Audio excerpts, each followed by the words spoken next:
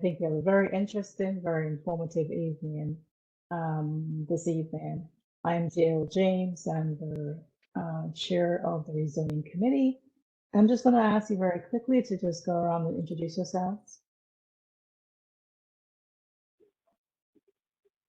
Cherie Fraser, District Manager, Community Board 17. Good evening, Teresa Brereton, board member. Please excuse me, I'm off camera.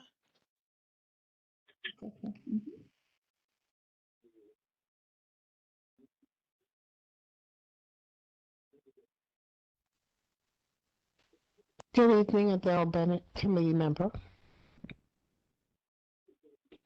Can you hear me? Yes, we did. A little muffled, but we could hear you. Oh, I gotta fix that. Vanessa Kwashi, committee member. Lydia Perrin Robinson, committee member.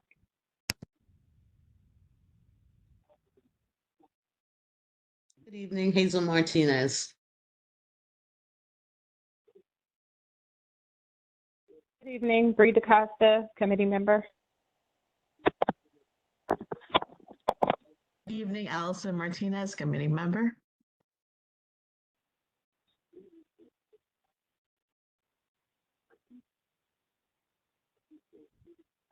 Good evening, Rona Taylor, committee member. Hi, good evening. My name is Nicole Campo. I'm a guest speaker and I live in Community Board 17. Hi, everybody. Can you hear me? A bit muffled, but yes. I'm muffled? Oh, okay. I hope that gets better. My internet can be weak at times. But I'm Paula Crespo. I'm a senior planner at the Pratt Center for Community Development, and I'll be talking to you later on in the meeting.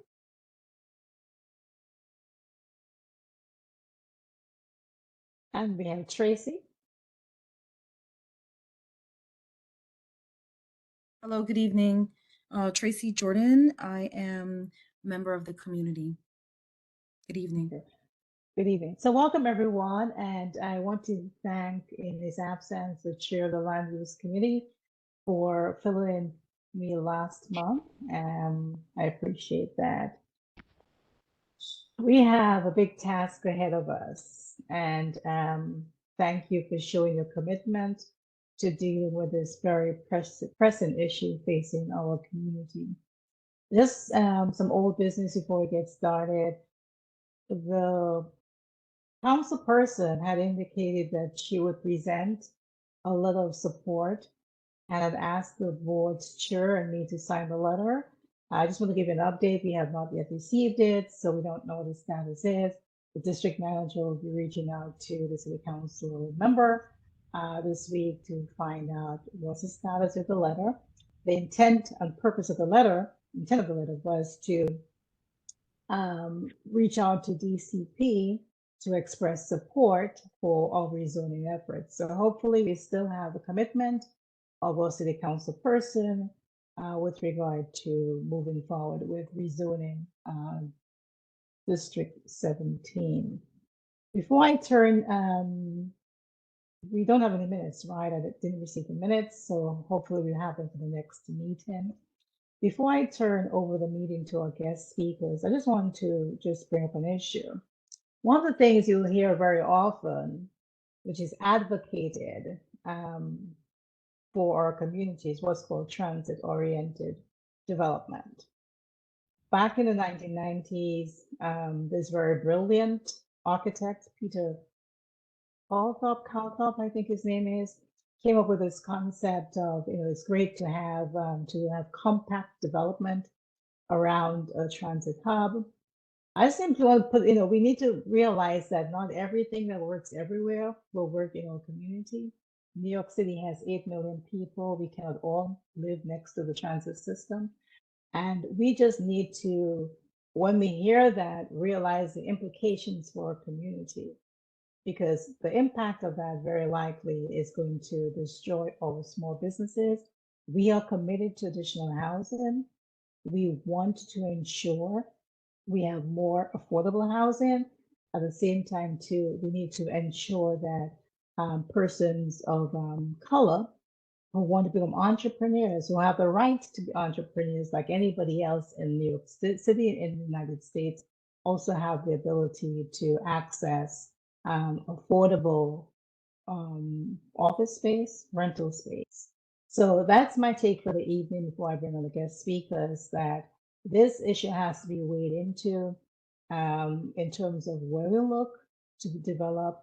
One of the things that we're going to have to discuss tonight, we have to, the borough president was very clear that to be able to move forward, we are going to have to identify areas of housing development. And the purpose of tonight is to start the process. This is where we hit the ground in terms of this is all community, looking at all community, where and how we're going to work through this. What areas can we increase it to provide the affordable housing development that is being requested of us to ensure that we preserve and protect the rest of the community. So at this time, unless you have any questions for me, I'm going to turn the floor over, but anybody has any questions before we move forward? Okay. So at this time, I'm delighted to have Paula Crespo from Pratt Center. What's great is that they're going to bring the expertise to be able, so to enable us to be able to move forward with rezoning the community. So I'm delighted to present her to you, and I'll ask her to speak at this time. Do you need to share your screen? Yes, I do. Okay. Can you give her the ability to share?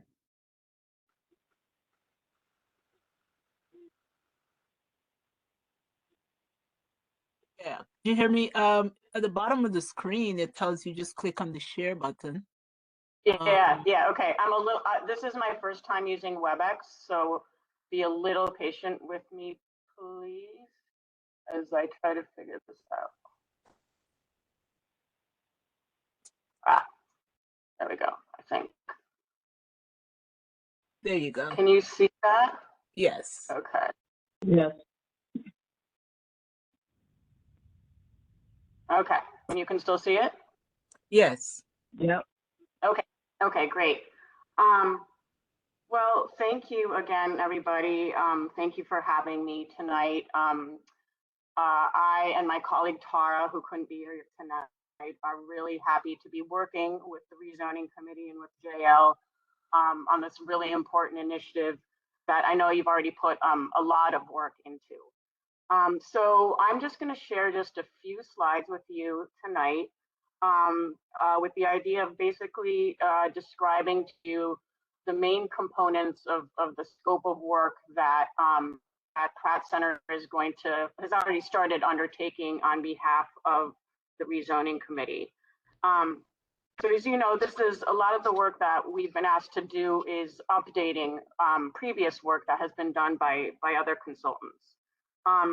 You know, and the overall goal, as JL was just alluding to, and as you know, even better than I, is to update the data that I'll talk about in a moment to make a case for how a balanced contextual rezoning could look in Community Board 17, so that it would, both curb the out of context development that's been plaguing the area or challenging the area over the last several years, while also creating opportunities to build affordable housing, also known as income restricted housing.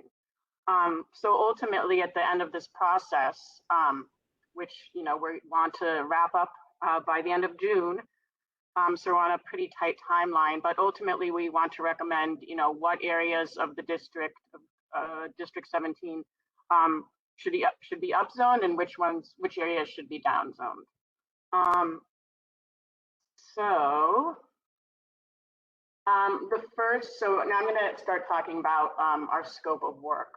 So the first task is to update the database of new permits. So when you want to, build a new building, you have to seek a permit from the city. stating your intention to build. So the data that we got from the community board ends in 2018. So we have been spending the last few weeks catching that data up to 2022. I don't have anything, final to show you, but I did include this little graph that is really showing us that, in the last few years, building construction has just been on the increase, pandemic or not. So we'll illustrate this, the new permits that have been granted, both in, chart form, but also most importantly in map form, so we can figure out which areas continue to see development happening. And that will, help us figure out what kind of zoning to propose. That will be part of the equation anyway. This is just a draft map of the whole community district 17, and the blue circles represent new building permits that have been issued between 2008 and 2022. And the size of the blue dot is related to the size of the lot that received the permit for the new development. The second major component of our scope of work is what's called a soft site analysis. And that's basically about figuring out which sites throughout the community we can have a reasonable expectation that they'll be developed in the future. And this is largely based on two major factors. One of them is the degree to which they're underbuilt. So if a certain lot or a parcel is currently underbuilt, i.e.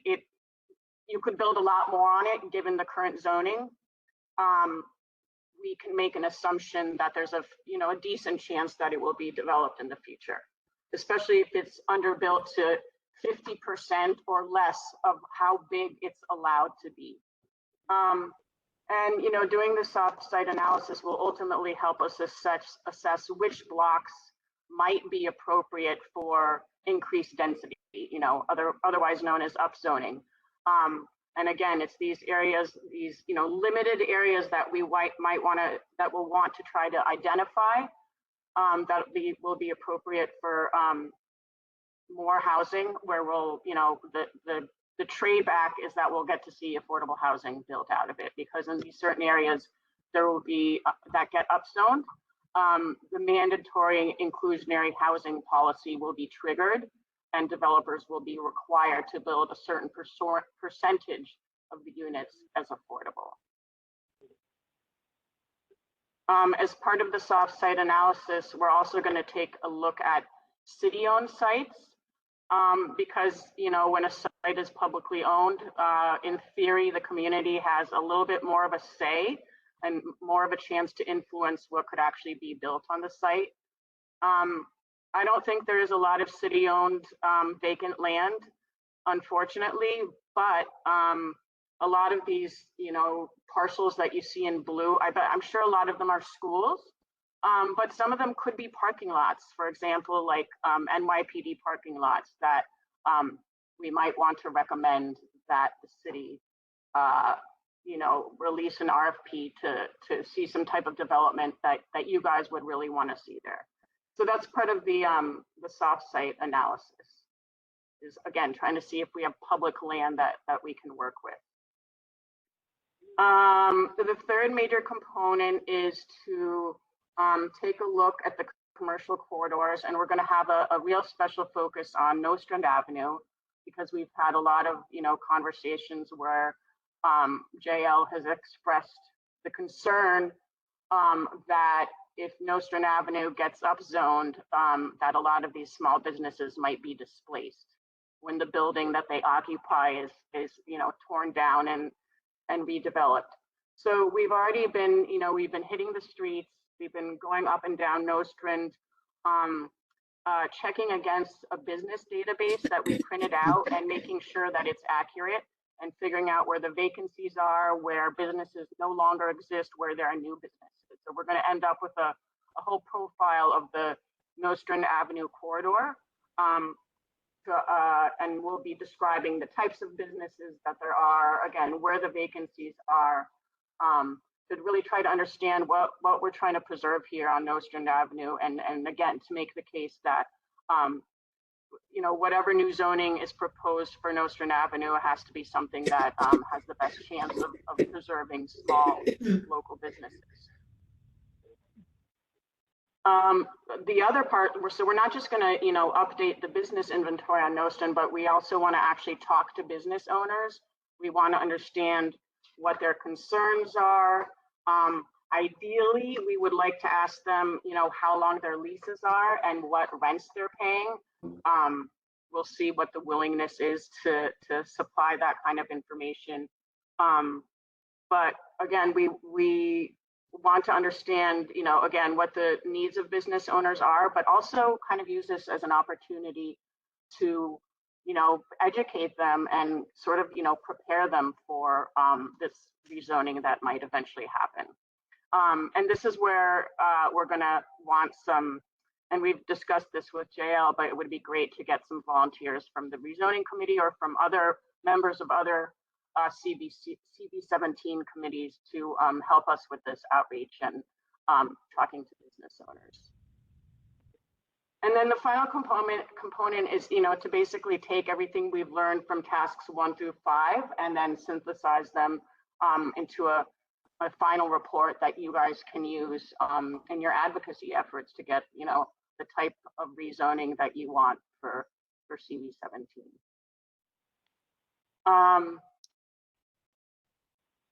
Actually, I'm going to jump to the next steps, and then I'm going to ask you a couple of questions. So I'm almost done. So our immediate next steps are to, to come and finish the commercial survey that we've started of Nostrand Avenue. And then we want to, create our outreach plan and figure out, what set of questions we want to ask business owners, maybe what blocks we want to target, maybe their particular businesses we want to target, figure out which of you guys is going to help us with this task, and then start on the soft site analysis. So I will end with, actually, I can ask you these questions later. I want to pause now and give you an opportunity to ask many questions.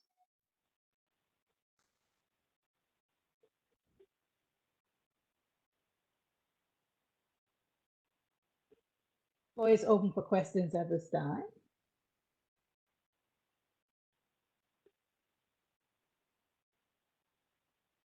Adele, yes. Oh, yes, good evening. Can you hear me better now? We'll try. It's still muffled, but we'll try. Go ahead. What I was going to say is you're talking about the businesses on Main Street, and if they replace these buildings, the rent is going to be horrendous.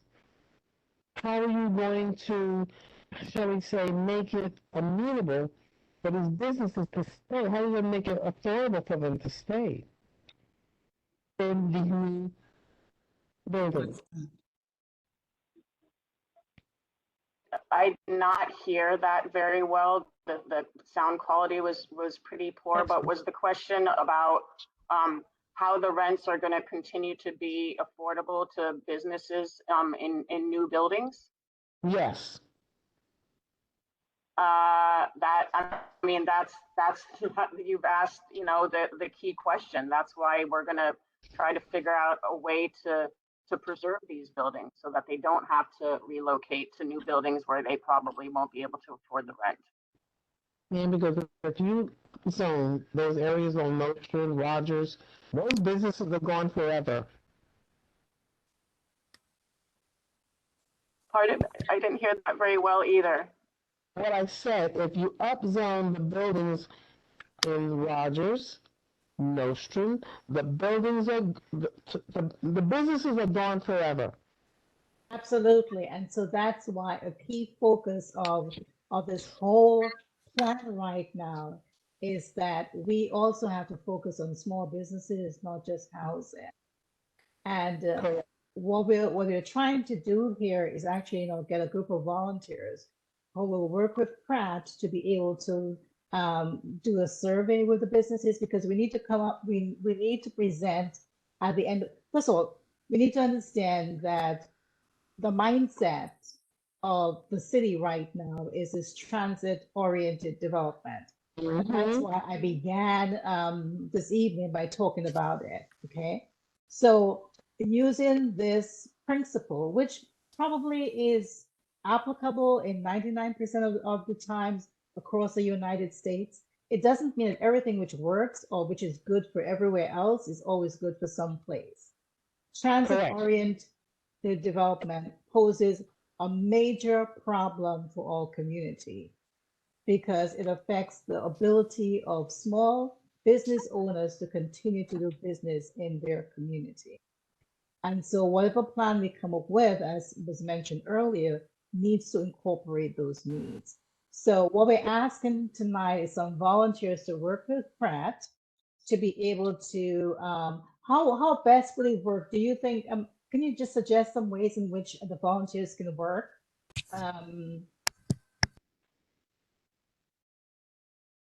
Not hearing you. know, Not we- hearing you. You can hear?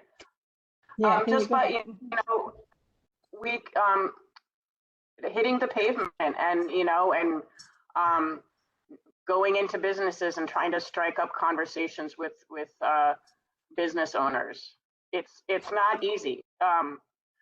You know, I just want to be upfront. It can be hard to get people to talk to you, or, you know, or the person working at the store doesn't own the business, so doesn't know that much about it. But yeah, trying to have conversations with people and businesses. That's what I would need help with, what Tara and I need help with. So would it be a case where you designate a certain time of the day or a particular day to do this? Or how can you make it, how can we leave tonight with a plan in place to make this happen, I guess I'm saying? Oh, okay. Well, I wasn't necessarily ready to do that, but well, first we need to come up with the question. I mean, once we have the questions set, and we would obviously, you know, Tara, I can draft the questions, but then I would love your feedback on it. So once we have the tool, you know, the questionnaire, people can do it on their own if, you know, whenever they have free time.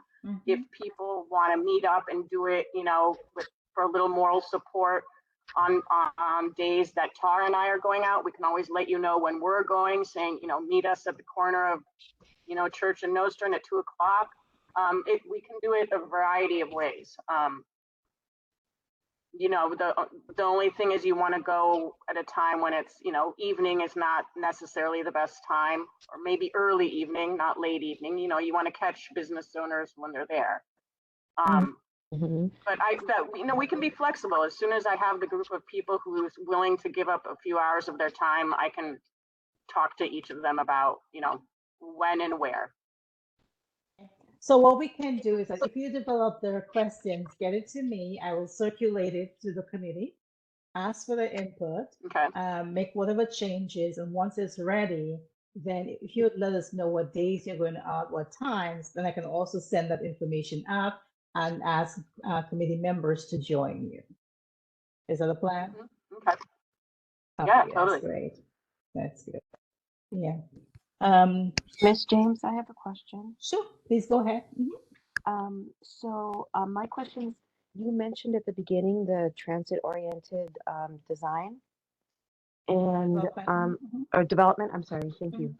And I just wanted to know how you feel. I'm not familiar with it, but I just wanted to know like how you feel it would not be necessarily a good thing to apply to our community. Okay. The city has adopted this concept. And as I said, it's not new, it goes back to the 1990s. That by having compact and highly dense development around transit hubs is the way to go. Whether or not that is always correct 99% of the times, I don't know. But what I do know is that if Nostrand Avenue is redeveloped to be this TOD concept, at the end of the day, the commercial space that will be created will not be affordable for the people who are currently doing business on Nostrand Avenue. I'm talking about the barbers. I'm talking about the restaurants. I'm talking about the hair salons and everybody else who, small businesses who may be paying right now 3, 4, 5,000, who will then be asked to pay 10,000. That's going to drive them out. And I'm simply saying, in whatever plan we come up with, it has to be to provide for housing and provide opportunities for entrepreneurs in all community to be able to do business here. If small businesses were not important to the United States, the New York City wouldn't have a Department of Small Business, neither would the federal government. So our small business is just as important as any other small business in the United States, which needs to be protected and preserved as well. Does that help? You're on mute. You're on mute. You're on mute. Thank you. So then the scope of work then that that Pratt is undertaking is really to help us solidify a plan that we could use to advocate for the needs of the community board. Yes, I mean, it's Okay. first of all, it's going to be primarily housing, but within that, right? So let me just step back. WXYZ had done a report 2 years ago, which was presented to DCP, and DCP finally responded. I think it was in February, and the letter says that we would like, although they're expressing their interest to work with CB17, they were concerned that the plan did not provide for additional housing.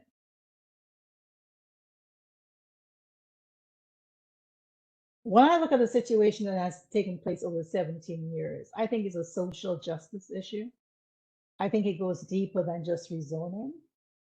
But however, to be able to make that argument, we're going to have to come up with a plan that is, I hate the word intelligent, but that's the only way I can think of right now. A plan that recognizes the city has a housing crisis. We will have to upzone in certain areas, right? I know we've done more than our fair share, but at the end of the day, when we present that plan, if DCP and the city has a problem with it, we will be able to very clearly articulate that the reason why it was not accepted has nothing to do with the fact that the plan is not viable or reasonable. It has other implications for it. But we cannot move forward at this point of time saying that we're not going to upzone in certain areas. First of all, it doesn't really make sense because we've lost many areas already. We may just as well give them up. It doesn't make sense fighting for a block on New York Avenue where there are, 3 high-rise buildings and 1 small family building. So we upzone it. We give it to them. Okay, we're going to be reasonable, but at the end of the day, we are going to demand the same level of respect and preservation that other communities have received throughout Brooklyn and the New York City. Let me just step back one more point and say this. The governor recently tried to implement a housing plan, and she's having difficulty. You know why? Because communities are protecting what they have. But because we're the most vulnerable, it's easy to destroy what we have. Destroying Black communities and brown communities and immigrant populations, communities in this country has been going on for a long time, and enough is enough. But to be able to do something, we have to come up with a plan that makes sense, that can be supported. So when it's presented, then you'll be able to clearly demonstrate that the reason why it's not been accepted is for other reasons, and because it's not reasonable. I think Nicole has her hand up, sorry. Thank you, I appreciate that. I don't want to switch topics, but I had a question from before about the fear of long-term businesses being displaced if a rezoning is to happen on any of the commercial streets. I have observed in many other parts of the city that there is displacement of businesses on on streets where none of the buildings have changed. But it's just rents have risen and the neighborhood gets more expensive and those buildings get, I mean, those businesses get displaced anyway. I know that there's been efforts to have some sort of like rent stabilization for businesses the way there is for residential units. But I was wondering if you know, and maybe Pratt, you haven't had time to, I know your name is not Pratt, but the folks representing Pratt, if you've had a chance to look into this much, but is it realistic that that by not having a rezoning, the businesses will stay, like as a direct correlation? And I'm just wondering if we need other tools to help the small businesses stay, because historically throughout the rest of the city, they have been displaced due to rent increases, regardless of the building changing. Yeah, I think you're totally right, Nicole. Just because, even if Nostrum gets left alone, you know, this issue of secondary displacement that you've described can still happen. Yeah, zoning is a blunt tool that, yeah, does not do a great job necessarily at preserving affordability. We're just trying to de-incentivize redevelopment of buildings.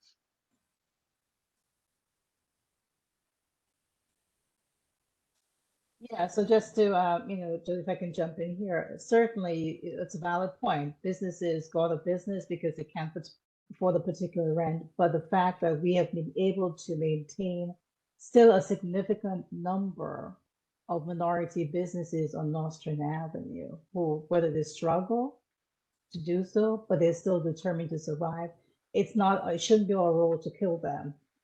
There's still an opportunity for them to survive. And so that's why there is a need to protect them and preserve them, just as we are committed to what's preserving many areas of the community as well. They shouldn't be left out of the equation. Ardell?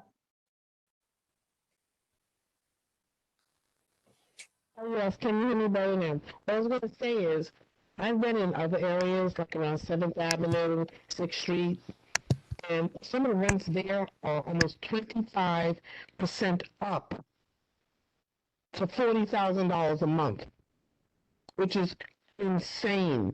And they always say one thing, they wish they would have bought the buildings. A lot of those businesses in our area, they do not own these buildings.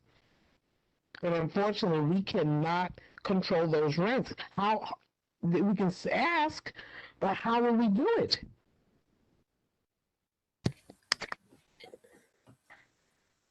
Can I ask? Yeah, Yeah, go how ahead, will Nicole. we control those rents? Yeah, I mean, that's kind of goes back to my question too. Like, I just want to make sure folks don't equate like zoning as a preservation tool, because the businesses, even if their rent goes up, they're going to be pushed out. So I don't know to what degree we might want to engage the Department of Small Business Services to see what type of assistance they can offer the small businesses, especially because they do have a women and minority owned business program. I don't know if they have loans that might be available or any other type of like assistance. It's not my area of expertise, but I do know that zoning alone is not going to preserve the businesses, unfortunately. And I also, you know, I think that's what makes a neighborhood unique is the family owned businesses that are there. So I don't want to see them go either. I just want to make sure we're doing all we can to think about how to help them. That's a good point. So that's something we can refer to the Commerce Committee. So I mean, and have them address that situation, because really the Commerce Committee should be focused on growing and strengthening businesses. So I will certainly at the next executive meeting bring that up as an area in which they can focus. But right now, the focus of this committee is strictly on rezoning. It's really an ad hoc committee. So once we've done that, it's going to be disbanded. But that's a valid point. We need to have greater business support. I mean, we have, for example, organizations in the community that are geared towards helping small businesses. We need to strengthen them, find ways in which they can provide additional services. So absolutely, that's a valid point. But what we're saying, we're not saying that rezoning is going to protect every single business. We just don't want to create a situation where it's death to businesses, small businesses sooner than later. That's what it may boil down to be. But we want to protect as many as we can, or preserve as many as we can. Because I have traveled. When I go through Brooklyn, I see many areas along subway lines that have one-story businesses, and nobody finds it unacceptable.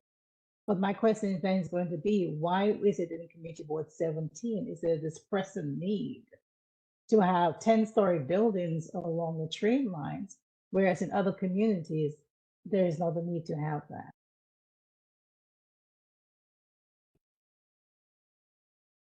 Was there any questions in the chat I missed? Yes. Adele, can you hear me? Yes. What I'm going to say is also, like I said, I've been to other areas, other communities, especially if you go down Fifth Avenue in Brooklyn, Sunset Park, you don't see this. You'll never see a 10, 15, 20-story building. I see none. So why can't we have the same? Can I introduce myself just to maybe help explain why I might try to answer some of these questions? Sure. So I mentioned before, my name is Nicole Campo. I'm a resident of Community Board 17.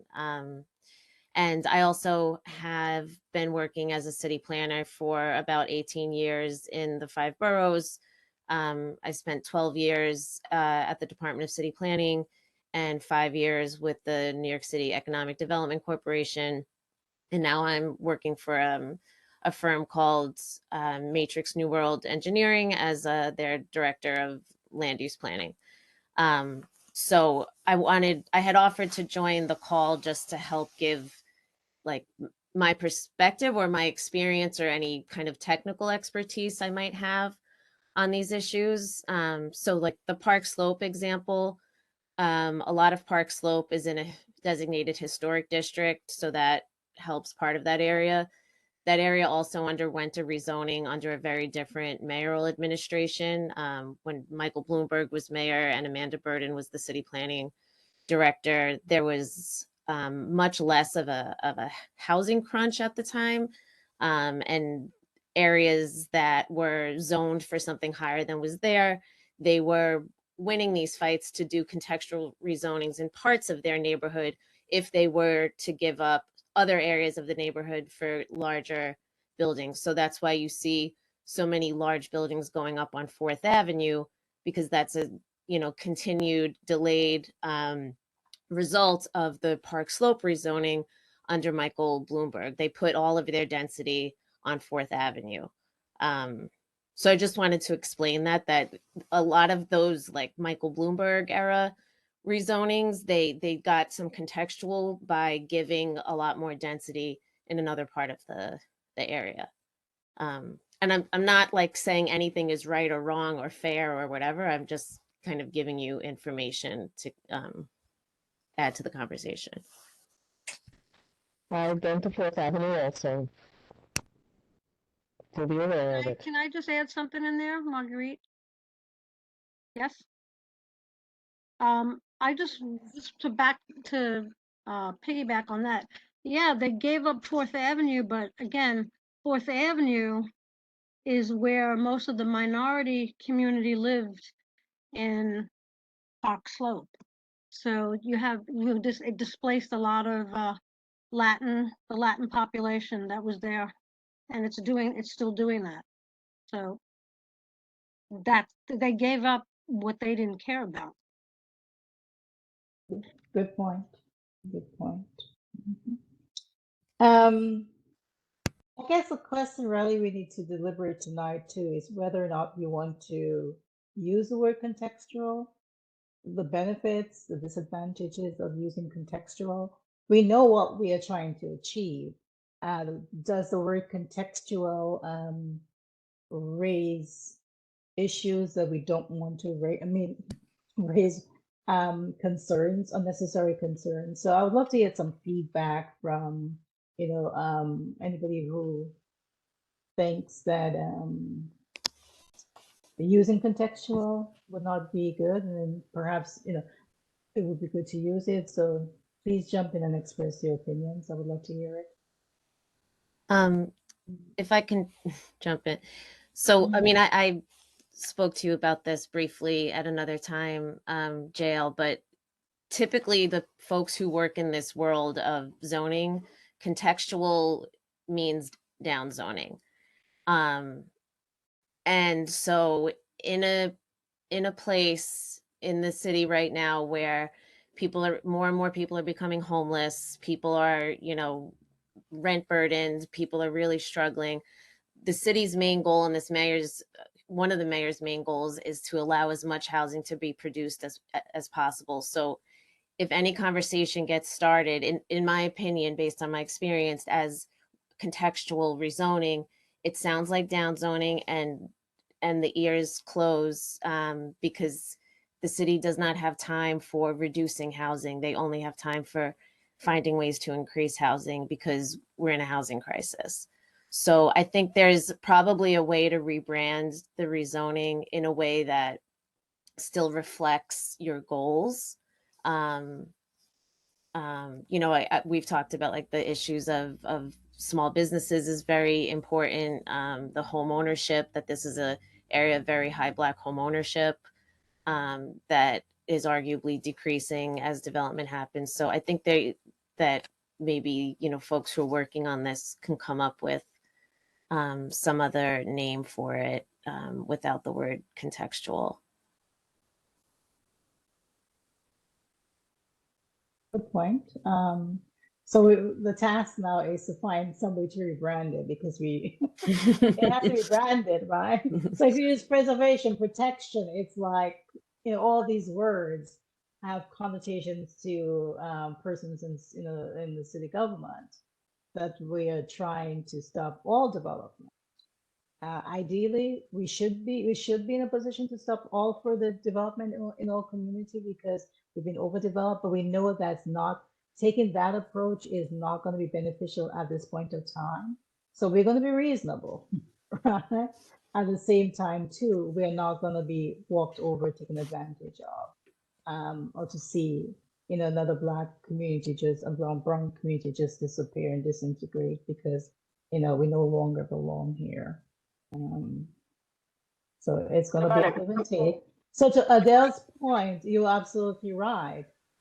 We have given a lot, and I know it's going to be very painful to give any more, but we do have to find some way to, I don't know what's the best analogy I can come up with, I really don't, but we are going to have to at least show that we are conscious, that we are aware of what's going on in the city because of a crisis.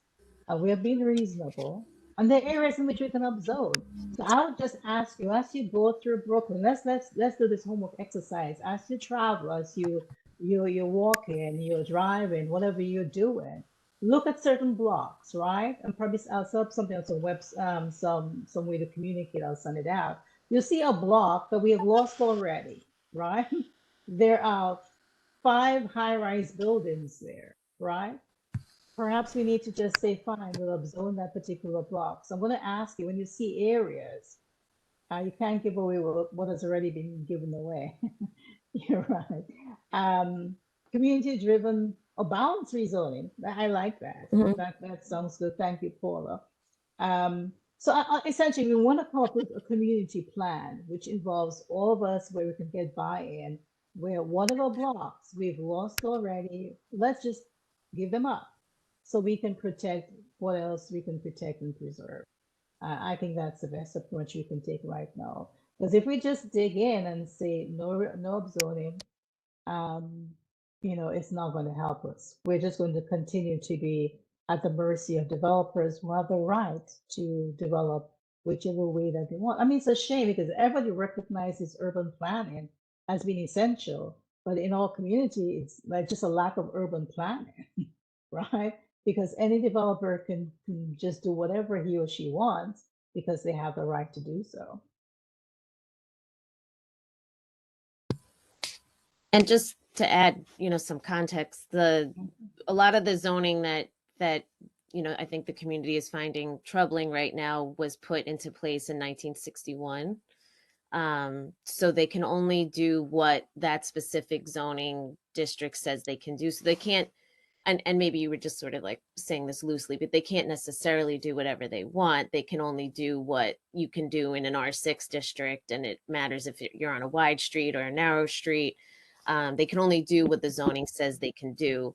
But New York City has this as of right building process where if you do what the zoning says, you can just follow your permits. You don't have to go through any sort of community review.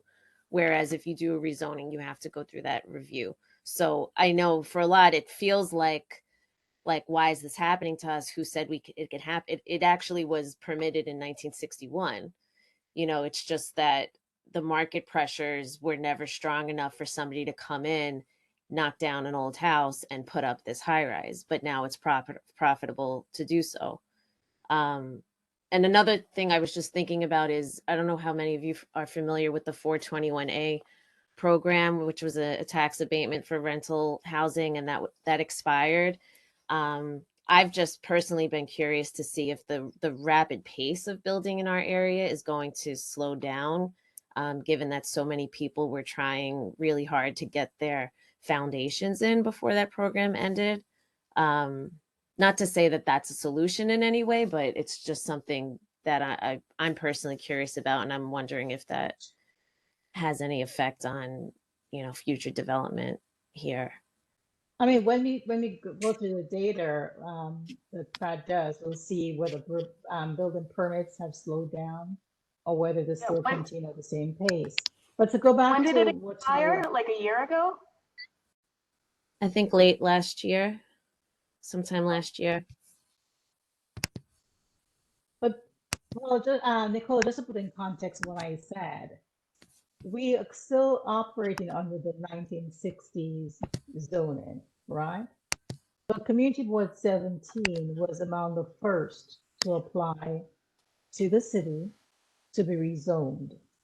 Even in the letter from DCP, I was very that Alex very specifically said the Department of City Planning has been working with members of Community Board 17 since 2007.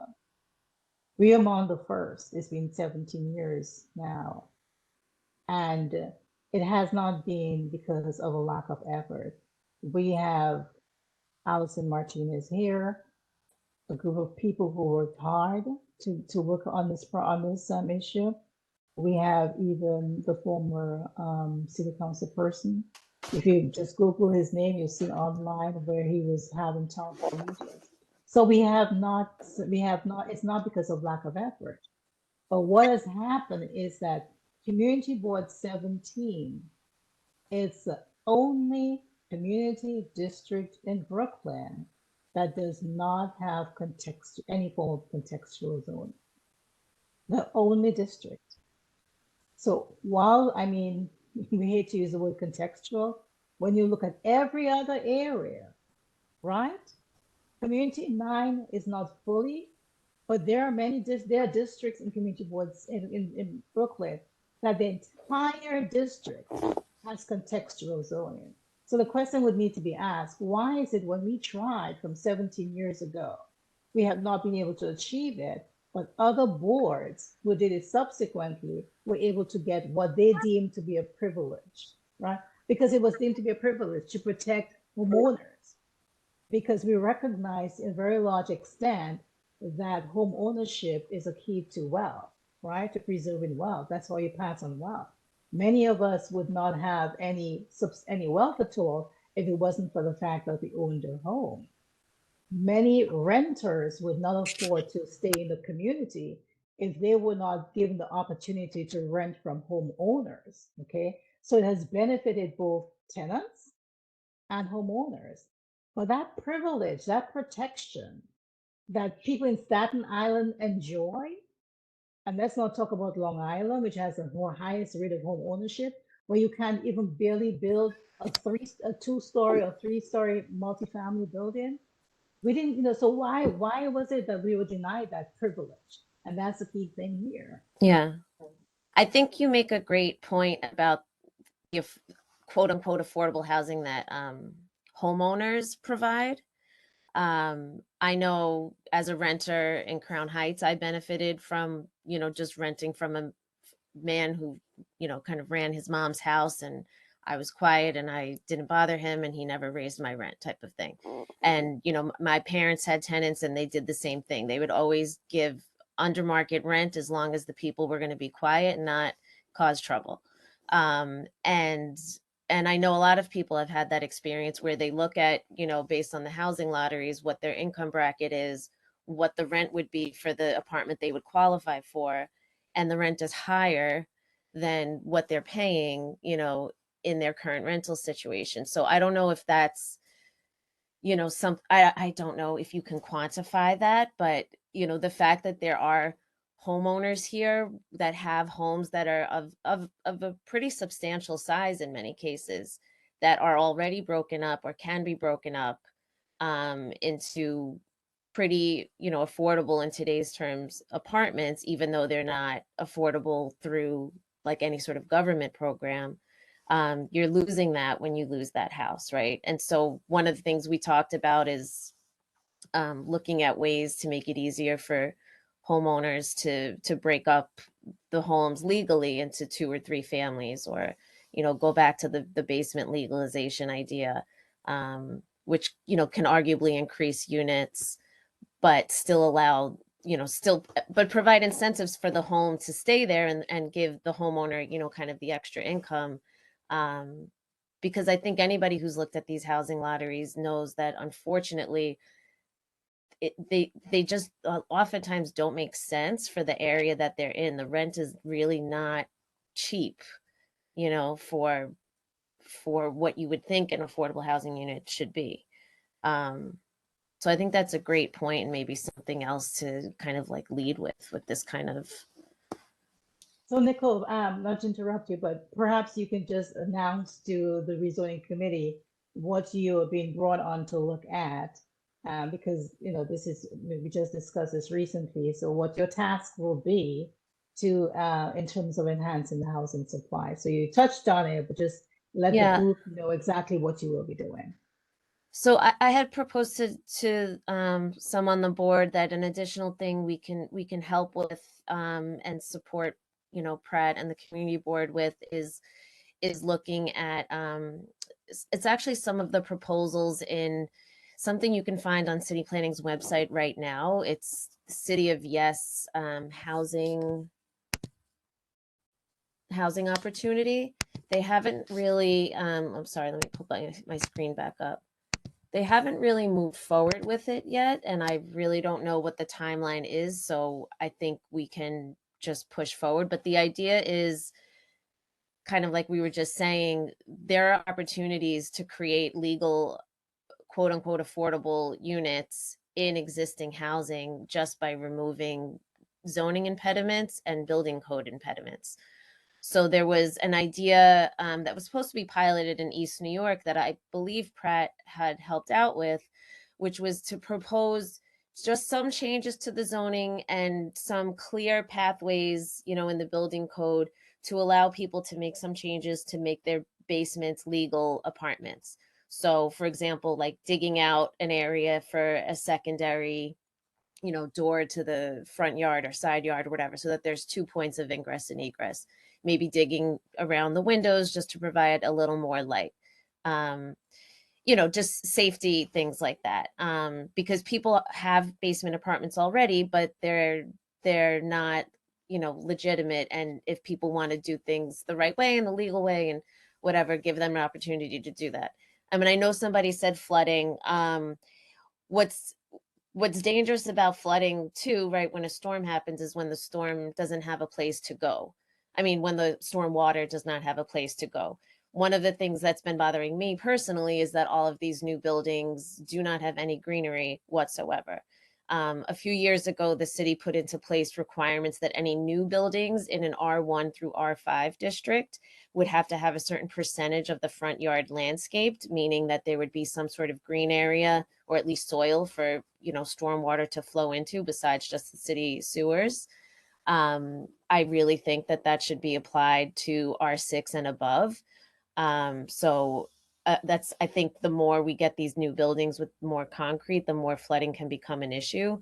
So, I mean, that's a good point. Like looking at potential flooding dangers is important, but I do think it gives homeowners an option. And then in other cases, especially in R4, which is a large part of our district, if families or homeowners want to legally break their house up into more than one unit, they may not be able to legally because an additional car space might have to be provided and they don't have space on their lot for that.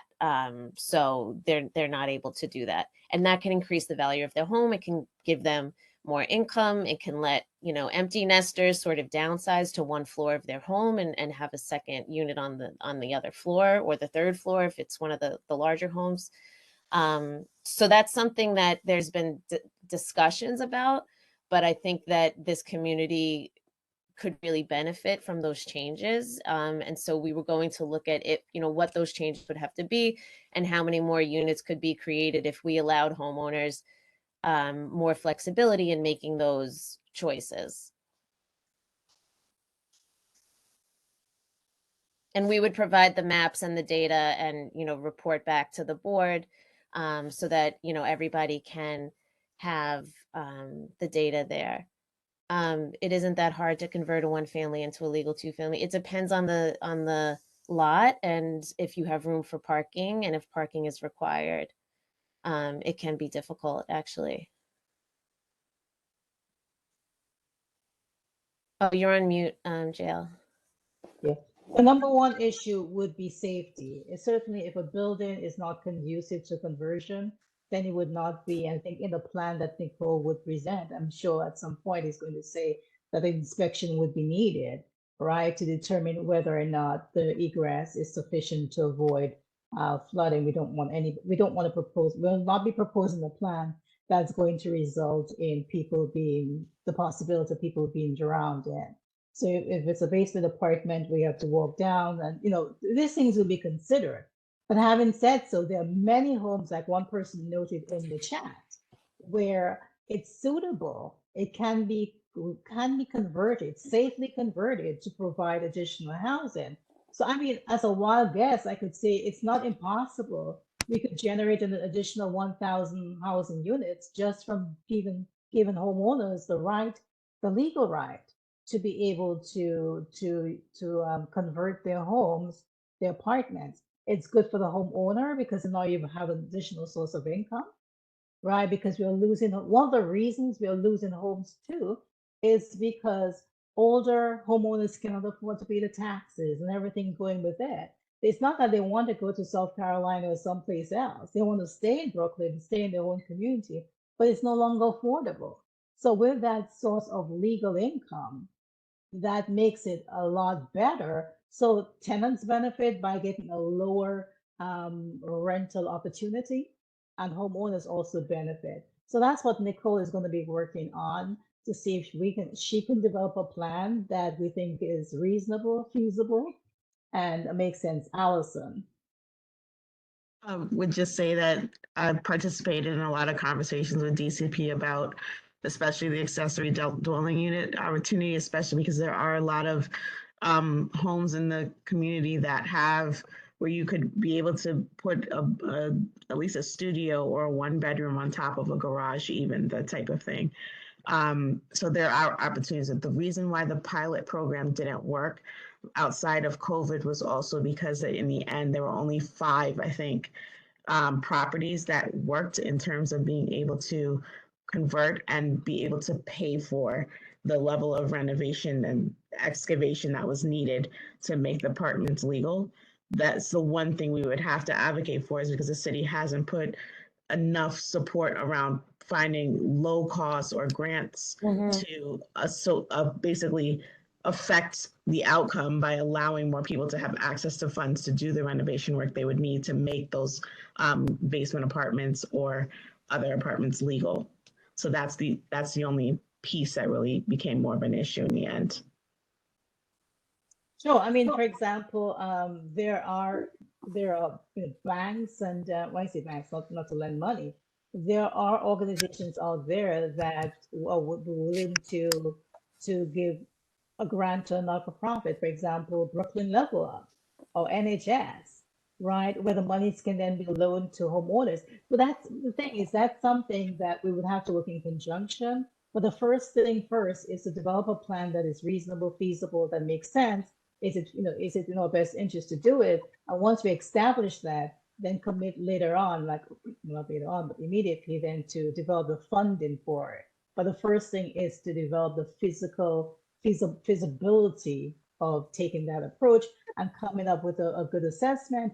If the city permits us to create a special district within certain areas of the district where we can do that, where there's little risk of flooding, that if the home is inspected, and from that we can generate 1,000 units. That's just as feasible as tearing down homes, right? And building high-rise buildings with 200, so it presents a way of protecting, preserving what we have in the context in which we want to do it. So a good point, Allison. I would just say I definitely think it's a good idea, especially for our area. It's just we need the city to go the full distance, and that means to provide the funding support for it. And so far, that's where they have failed to really be realistic about it. Yeah, and I'm not, a finance expert, but I'm just wondering, when there's affordable housing units through the MIH program, those require subsidies from the city.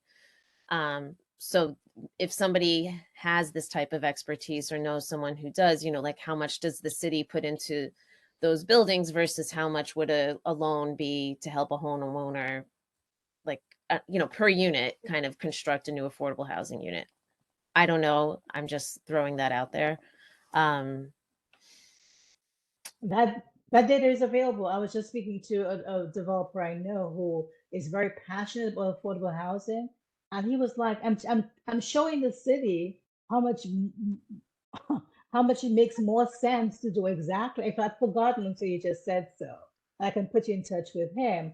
It makes they're spending so much money elsewhere with that simple, and he's actually quantified it. So I mean, he can give you all the data that you need to work with, That would and be great.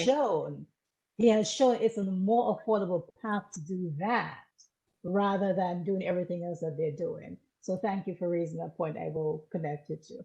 And I think on a similar topic, I just want to say, because it's a larger group here, I don't know if anyone has heard, I'm sure you've heard of Habitat for Humanity. I don't know if anyone knows anyone who works there. I sort of do, but I can't find her direct contact information. But apparently they are trying to grow a group, a new department, I'm not sure exactly what you would call it, that's going to be focused on Black home ownership as an issue to be solved, as something to be preserved, as something to be facilitated. And so I think also that East Flatbush is the perfect community for somebody who is, kind of studying that issue and looking to elevate that issue, should be looking at our community. And if anybody has any contacts there, I will try harder to get in touch with the person I know, or I used to work with. She used to be a city planner in the Bronx. But if anyone, wants to look into that, I think I would hope that they would find this situation very interesting and worth their time. Thanks. And just interesting. Yeah, my colleague Tara, who can't be here tonight, used to work for Habitat, so I'll ask her if she has any connections there. Perfect. Yeah. But Allison, to go up to your point, Goldman Sachs and Bank of America, they've committed billions of dollars to do exactly what we're trying to do, but nobody has put together, actually nobody, we have not put together a plan to approach them to say we would like you to allocate $10 million to Community Board 17. The money is there. Just Google all the billions of dollars they have committed, but we have not utilized it. So that's why I'm not so concerned. I mean, I think once we have a plan in place to get the money to support it, wouldn't be that difficult. I really think so.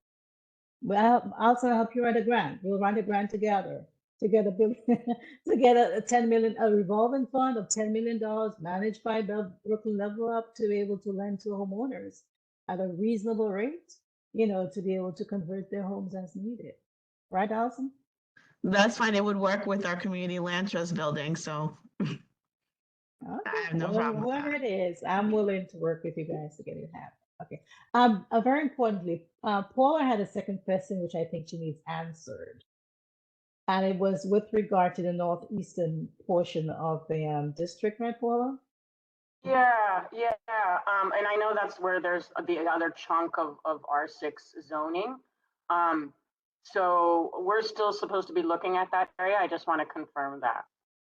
I would say yes, and I'm open to different opinions. And the reason I would say yes is that more likely than not, it is going to be a developed site, and we should be able to take advantage of that. Meaning that if 1,000 units go up there, right? It's Community Board 17, and we should get credit for that commitment. So to me, we absolutely should. Does anybody have a different opinion? I would love to hear any if you think we shouldn't, but I think we should make. And the other thing too is that if we just concentrate on the western portion, development is going to gravitate to the eastern portion, and it'd be very difficult to get DCP to come back to the table to deal with it. So let's just deal with everything and get it over with. That would be my take. Anybody has a different opinion? Yes, I do. I agree. I live in that district. I live in that area on Kings Highway in the 90s, and Rite just closed down. And I've been on this committee for some time. I was there when the I'm going to ask you XYZ to speak a little slower because you are muffled. So if you Okay. just slow down, it'll help tremendously. Thank you. is that the developers are already in the area. They're looking at Clarkson Avenue. They're looking at Rutland Road, that area around there, and Rockaway Parkway. And in the east, 98th Street they're looking at. But the building that used to be Rite Aid, if you remember, on Kings Highway and Rockaway, that entire block, I believe, is slated for luxury condominiums. Oh, I didn't know that. Yes, because I was on the meeting about 5 years ago. They came and said that's what they want to put there. And now that Rite Aid is closed, that will be developed, and I know it. And they're looking at Rockaway Parkway to be similar to 4th Avenue. That's why they're mentioning putting in a divider like on 4th Avenue. And remember, that leads to the train hub on Rutland Road. Thank you. So, I mean, is it fair to say that the consensus will be that we need to also incorporate that area in the project that we're undertaking right now? Yes. I put in the chat about, what about Utica Avenue? We're not talking about that at all. Yeah. That's a real big question. I know. So what are your, I mean, to me, it's like a mixed bag. So what are your thoughts, Margaret? Well, considering my home is directly behind Utica Avenue, I'm really concerned about what they might do to that. But also because they're, this thing that's been in the works for a while now, the Triborough extension of the, the above ground rail. One of the stops, if they do ever build this, is going to be at Utica and Farragut. And so if there's going to be, train stop there, they're going to want to develop all of Utica Avenue. So it's not a commercial, it's manufacturing, I think, on Utica. So I don't know. I don't know what we're supposed to do about it. Well, right now, Utica is mostly, especially in our area, zoned for manufacturing. Yeah, that's what I said. Yeah, right. So it could be, nightclubs, but it also Well, can not be. really. It's not supposed to be nightclubs either. Not manufacturing. Well, in an M1, you can. It depends, but yeah, I mean, so I don't know like what the consensus is, how folks feel about Utica. Do you like it as manufacturing? Do you want it to remain manufacturing, or are you Well, hoping? I particularly do because it's quiet. There's a lot of small businesses. There's a lot of the auto industry is over there, and everybody in this part of the world has cars. So where will those businesses go? I don't know what other people think, but I know anybody that lives in the vicinity of Utica Avenue does not want to see it developed. Because like my home is right, my backyard is attached to the backyard of a Utica Avenue. Utica Avenue, which is an auto body shop, right behind me. But they're quiet, so I prefer it the way it is. But that's I have a vested interest. Awesome. Thank you. I would say two things.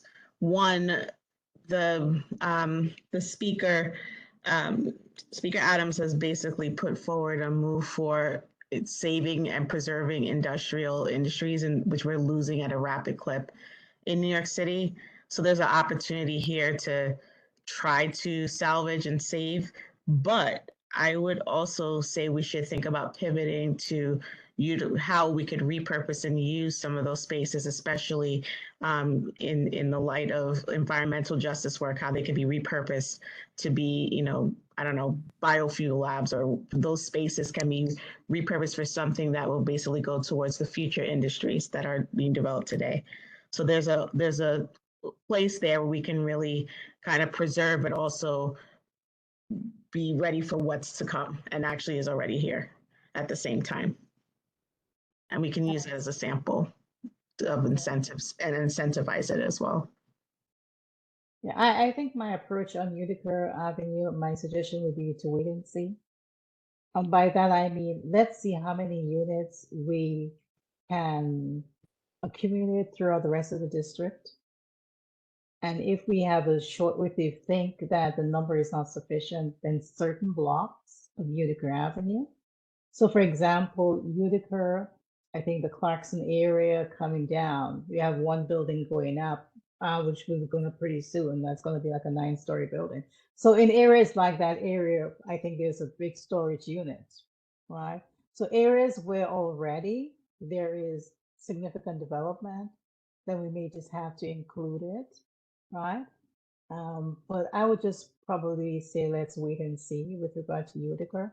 Although I was speaking to one person today, and they were pretty enthused that Utica is a good possibility. So let me just put this on the table. New York Avenue. Well, let me just say, I think for Utica, you have to look at it in different sections, because the area that's closer to Farragut which is really by the M1, you can utilize the City of Yes plans for incentivizing environmental justice and all of that in that space, and create an industry area that can then leverage, because you're meeting some of the other goals. You can have that area can potentially be something like the Brooklyn Navy Yards, in a sense, in terms of the types of structures that are there. There's some warehouses that can be repurposed for those types of things. So you can actually present something that creates jobs and also does some mitigation of environmental issues that have plagued Black and brown communities, because they're usually the space of the harm. So those are things we can think about. Okay, good. Any other questions? Any other comments on Utica Avenue? Okay, we're going to adjourn at 9 o'clock, so we have only like 11 more minutes. What are your thoughts about New York Avenue?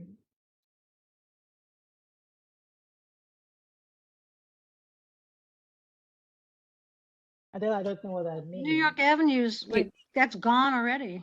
Okay. It's Yeah. Does it make sense to talk about it in sections as well, like northern versus southern New York Avenue? I mean, from my perspective would be to just let it go, especially if we're going to fight for Nostrand Avenue. Let them have all of it, because as far as I can see, there's very little on that area which can be really saved. Even before the master development, there was so much buildings there. We'd have to put that on the list of given. Yeah. But the key, I mean, you guys, you see, we have a lot of homework to do, right? I'm really going to implore you as you go around your daily lives, with a pen and paper, write down, make observations about blocks. You drive on a block and you're like, you know what? We need to keep this block as is. Write it down. I'll create a way in which you can communicate it.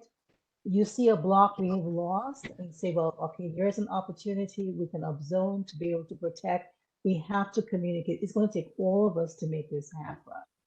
So I'm employing you, and it's my responsibility to make sure you can communicate with me in a way that's easy, and I'll do that.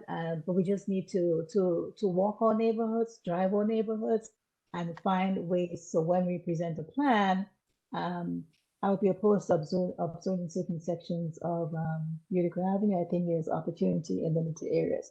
Yeah, I mean, but in those limited areas, we may have to utilize if we can't get enough elsewhere. If I could just add too, in terms of like when you walk around or drive around the neighborhood, like if you see something that you think is a really good example of a building design that doesn't bother you as much, or a good example of how someone did their landscaping or managed their trash, when you rezone, there's also opportunities not just to pick a zoning district off the menu, but to also, if the city agrees and if the community agrees, like put in some design guidelines, discuss like what shape you want the buildings to take. If I don't know, if like part of if we want some commercial areas, like I think in some places in the community, there's actually stores in places where we don't have commercial zoning. It's just the store has been there since before the zoning was put in place. So like if that corner got developed, they actually couldn't put another, retail or bodega or restaurant at the bottom of that building because the zoning's not there. So that's another thing to think of. Like, do you feel like there's other areas where you might want like another store in walking distance and you feel like there should be another little commercial district, or it's totally fine, don't bother thinking about that. But just you can kind of come up with all these types of suggestions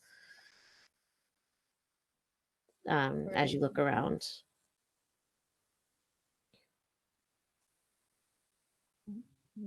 Good. Well, I want to thank everyone for your participation tonight. I think we know what's ahead of us. And just to recap, we're looking for volunteers to do the surveys of the businesses. We're going to get a draft survey form from Pratt. We'll take a look at it. I'll circulate it even before the next meeting. Please give me your feedback. And once it's prepared, if you can undertake, if you want to call up a friend or two to go with you to speak to business owners, we need to get as much information. So when we present DCP with a plan that says Nostrand Avenue small businesses need to be protected, we have their information to back it up. And then anywhere you're driving and where you're walking and you see a block that you have an opinion about as to what it should look like, should it stay the same? Should it be upzoned? Should it be downzoned? I'm going to create a forum where you can send that information so that we can start to compile data on our community. In the next 2 or 3 minutes, any other questions, concerns that you would like to raise?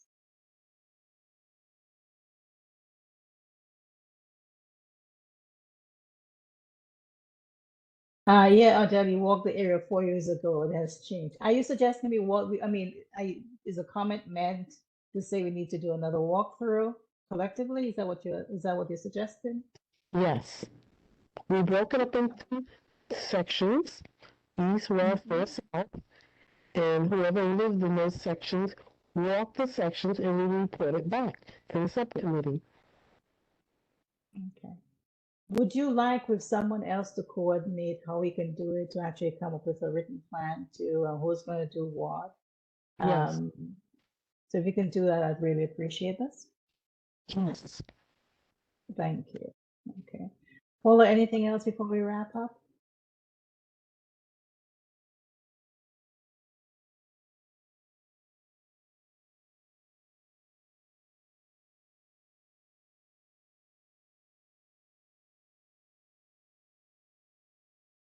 Yeah, where are you muted? You're probably your mute is on because we're still on. Me? So I was No, I'm okay. good. So you can put it in the chat. Is there anything else you want us to address before the meeting is adjourned? Oh, what is going up on the corner of Church and Rogers? Do you know? I don't know. Does anybody know?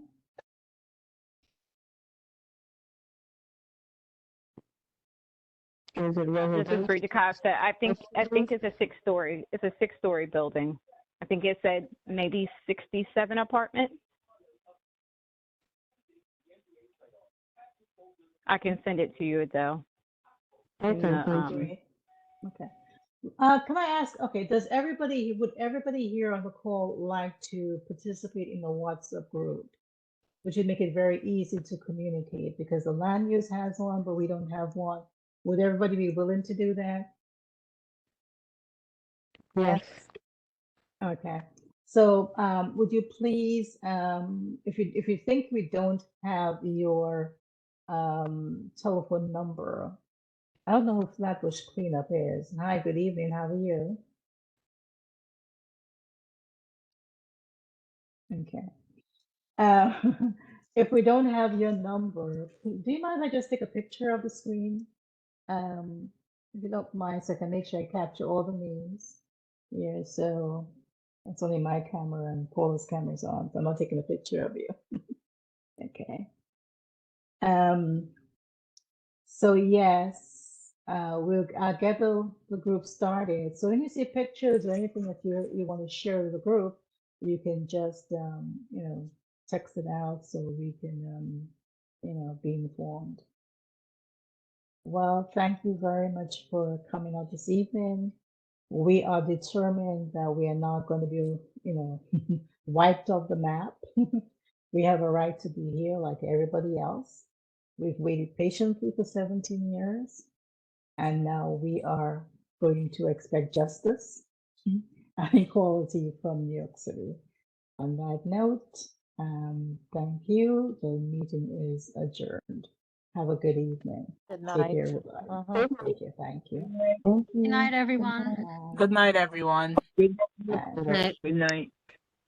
Good night, all. Good night. Good night.